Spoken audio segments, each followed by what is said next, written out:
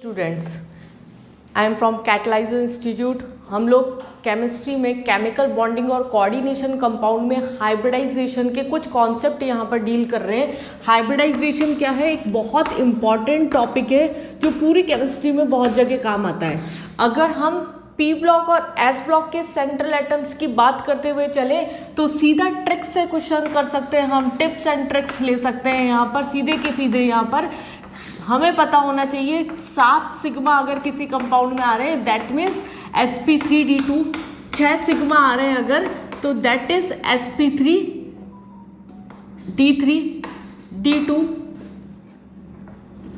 5 sigma अगर आ रहे हैं तो sp3d भी हो सकता है और dsp3 भी हो सकता है। सिमिलरली यहाँ पर भी d2sp3 भी हो सकता है। 4 सिग्मा अगर आ रहे हैं तो sp3 भी हो सकता है और dsp2 भी हो सकता है। और उसके अलावा अगर 3 सिग्मा आ रहे हैं तो यहाँ पर क्या होगा हमारे पास में sp2 हो जाएगा। 2 सिग्मा आ रहे हैं तो sp हो जाएगा। हम सीधा स्ट्रक्चर्स बना के इसको क्या है काउंट कर सकते हैं यहाँ पर।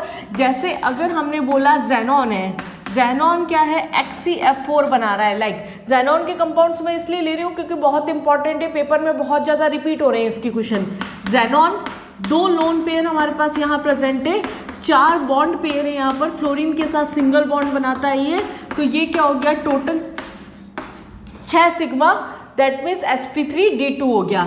XeO3 लिया अगर हमने जेनॉन में H2 double bond O double bond O, ये क्या हो गया sp3 हो गया। अब बच्चे कंफ्यूज हो जाते हैं जैसे 1 2 3 4 यहाँ पर sp3 भी है dsp2 भी है। तो इसके लिए भी एक चीज बता देती हूँ यहाँ पर कि अगर सेंट्रल एटम p ब्लॉक का है तो कॉन्फ़िगरेशन क्या है ns2np, मतलब उसका पहले ns और np ऑर्बिटल ही पार्टिसिपेट करेगा। दैट मीन्स हाइब्रिडाइजेशन क्या आएगा यहाँ पर हमेशा sp3 ही आएगा, d नहीं हो सकता। d ऑर्बिटल पहले वहां पर पार्टिसिपेट कर ही नहीं सकता। लेकिन ये कब आएगा dsp2 हाइब्रिडाइजेशन, dsp3 d2sp3, ये कब आएंगे हाइब्रिडाइजेशन? ये सिर्फ उस केस के अंदर आएंगे जब कंपाउंड कोऑर्डिनेशन आ जाते हैं। तो कोऑर्डिनेशन कंपाउंड्स की कुछ कंडीशंस होती है कि हम जैसे यहाँ डायरेक्ट लगा लेते हैं उस तरीके से कोऑर्डिनेशन कंपाउंड के नहीं निकालते। Coordination JEE Mains, advance, NEET सारे पेपर्स के लिए एक इम्पॉर्टेंट चैप्टर बना हुआ है। अभी 2 से 3 साल के अंदर पिछले 2021, 22, 23 में काफ़ी उसका वेटेज बढ़ गया है। तो हमें क्या करना है कोऑर्डिनेशन कंपाउंड पे बहुत फोकस करना है।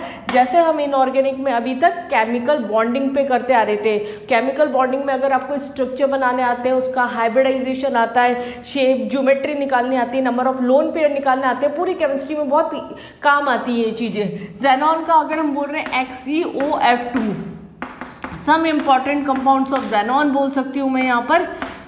यहाँ क्या है 2 लोन पेयर हमारे पास में बच रहे हैं, 2 लोन पेयर और 3 बॉन्ड पेयर एक तरह से हो गया। तो ये क्या हो गया हमारे पास sp3d। हाइब्रिडाइजेशन सीधे सीधे निकाल रहे हैं, स्ट्रक्चर बनाने आते हैं, आप हाइब्रिडाइजेशन सीधे निकालो जब सेंट्रल एटम जो है p ब्लॉक का है। लेकिन अगर ये ही सेंट्रल एटम अगर हमारे पास में कोऑर्डिनेशन कंपाउंड का अगर आ जाता है तो इस मेथड से हम इनका हाइब्रिडाइजेशन नहीं निकाल सकते। कोऑर्डिनेशन कंपाउंड वाले कंपाउंड्स के लिए हमें पर्टिकुलर एक मेथड अप्लाई करना पड़ेगा। मैं 2-3 एग्जांपल्स आपके साथ में डिस्कस कर रही हूँ जिससे आपके सारे कॉन्सेप्ट्स बिल्कुल क्लियर हो जाएंगे।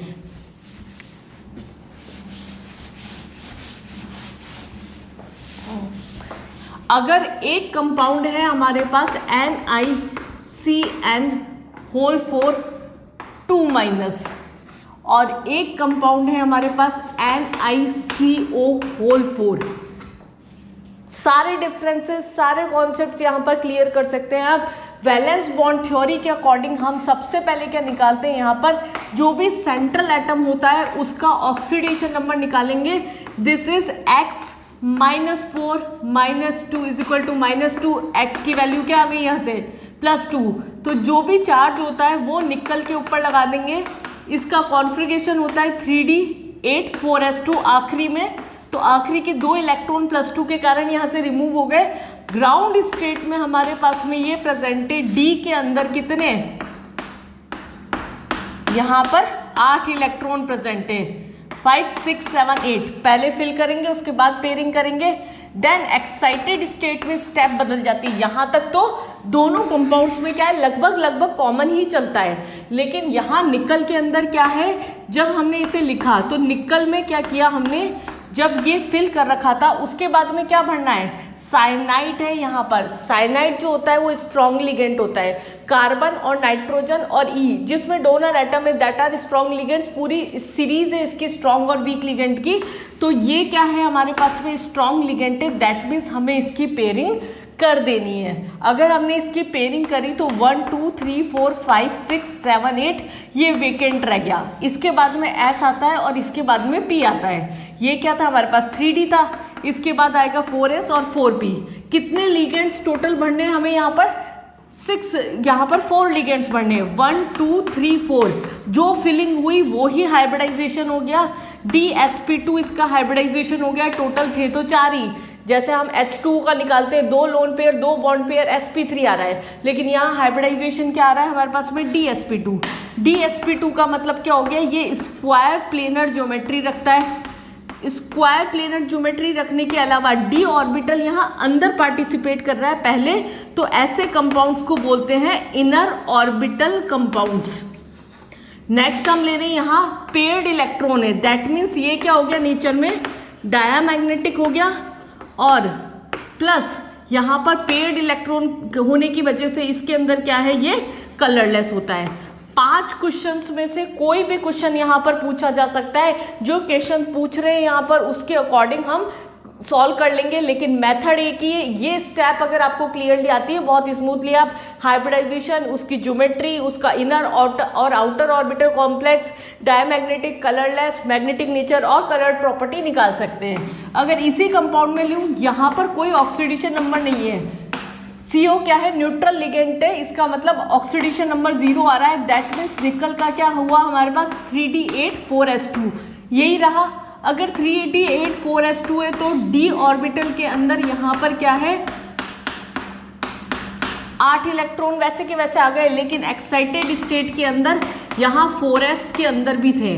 प्रैक्टिस करते करते हमारे पास कोऑर्डिनेशन में आदत क्या पड़ जाती है, जल्दी जल्दी 2 या 3 इलेक्ट्रॉन निकालने के लिए। मैक्सिमम मैंने बच्चों में ये गलती पकड़ी है कि निकल के ऊपर जो चार्ज लगा देते हैं वो निकालने की आदत पड़ती है, तो 2 इलेक्ट्रॉन यहाँ सीधे निकाल देते हैं, जबकि यहाँ कोई ऑक्सीडेशन नंबर ही नहीं है। तो यहाँ 0 है तो ये दोनों क्या आ जाएंगे, यहीं आ जाएंगे, ये रिमूव नहीं होंगे यहाँ से। तो अगेन यहाँ पर सारी फिलिंग हो गई, इनका नेचर सेम आ रहा है, लेकिन इनका हाइब्रिडाइजेशन और ज्योमेट्री क्या हो गई, बदल गई। हमें 4 ही लिगेंड यहाँ पर भरने थे, हाइब्रिडाइजेशन यहाँ पर निकल रहा है sp3, ये हो रहा है टेट्राहेड्रल कॉम्प्लेक्स। टेट्राहेड्रल के अलावा ये हो गया आउटर, क्योंकि इनर ऑर्बिटल हमारे पास d अंदर पार्टिसिपेट नहीं कर रहा है, ऑर्बिटल कॉम्प्लेक्स प्लस मैग्नेटिक और कलर्ड प्रॉपर्टी सेम हो गई। ये क्या हो गया, डायमैग्नेटिक हो गया नेचर में और कलर्ड लेस हो गया। दोनों की मैग्नेटिक प्रॉपर्टी सेम होते हुए भी इनका हाइब्रिडाइजेशन डिफरेंट आ रहा है, इनकी ज्योमेट्री डिफरेंट आ रही है। ये 3 एग्जांपल्स मैं आपको बता रही हूँ, जिससे आपके ऑलमोस्ट सारे कॉन्सेप्ट जो होंगे वो क्लियर हो जाएंगे। यहाँ पर निकल साइनाइड के साथ में प्रेजेंट है, कार्बन मोनोऑक्साइड के साथ प्रेजेंट है, दोनों स्ट्रॉन्ग लिगेंड है, पर दोनों में कैसे डिफरेंस आया। और एक कॉम्प्लेक्स हम निकल का वो ले लेते हैं जो वीक लिगेंड के साथ प्रेजेंट है। देखो बच्चों, कोऑर्डिनेशन बहुत ही इंपॉर्टेंट चैप्टर है, मेंस के लिए भी और एडवांस के लिए भी और नीट वाले बच्चों के लिए भी।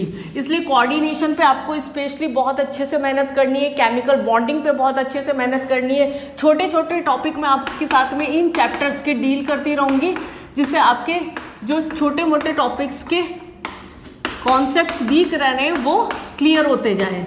3D8 4s2 +2 यहाँ पर क्या oxidation number, water neutral ligand oxidation number 0, तो निकल का कितना हो गया +2। ग्राउंड स्टेट में अगर हम इसे लिख रहे हैं तो यहाँ पर d ऑर्बिटल के अंदर क्या है 8 इलेक्ट्रॉन एज इट इज है, लेकिन ये क्योंकि वीक लिगेंड है तो इस कंडीशन में अंदर हम पेयरिंग नहीं करते। ये 2 इलेक्ट्रॉन निकाल चुके हैं +2 के कारण। एक्साइटेड स्टेट के अंदर क्या हो जाएगा, यहाँ पर ये फिल ऐसा कैसा, अब यहाँ पेयरिंग नहीं करते।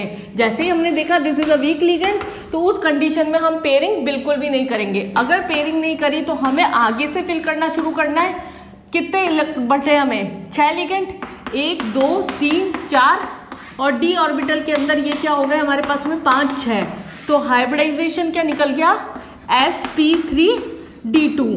ये क्या हो गया d बाहर पार्टिसिपेट कर रहा है, ऑक्टाहेड्रल कॉम्प्लेक्स हो गया ज्योमेट्री में, तो बाहर पार्टिसिपेट करने की वजह से आउटर ऑर्बिटल कॉम्प्लेक्स हो गया, और नेचर के अंदर क्या हो गया ये 2 अनपेयर्ड इलेक्ट्रॉन आ रहे हैं, 2 अनपेयर्ड इलेक्ट्रॉन है, n क्या नंबर हो गया 2।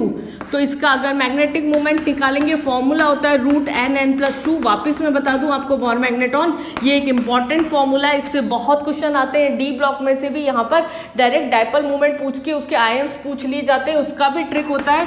अगर आपके पास में आंसर दे रखा है ऑप्शन में 2 point something, that means unpaired electron 2 होंगे, 3 पॉइंट समथिंग दे रखा है तो 3 अनपेयर्ड इलेक्ट्रॉन होंगे। पूरा सॉल्व नहीं करना होता, उस पैटर्न के भी कुछ क्वेश्चंस मैं आपसे डिस्कस कर लूंगी आगे।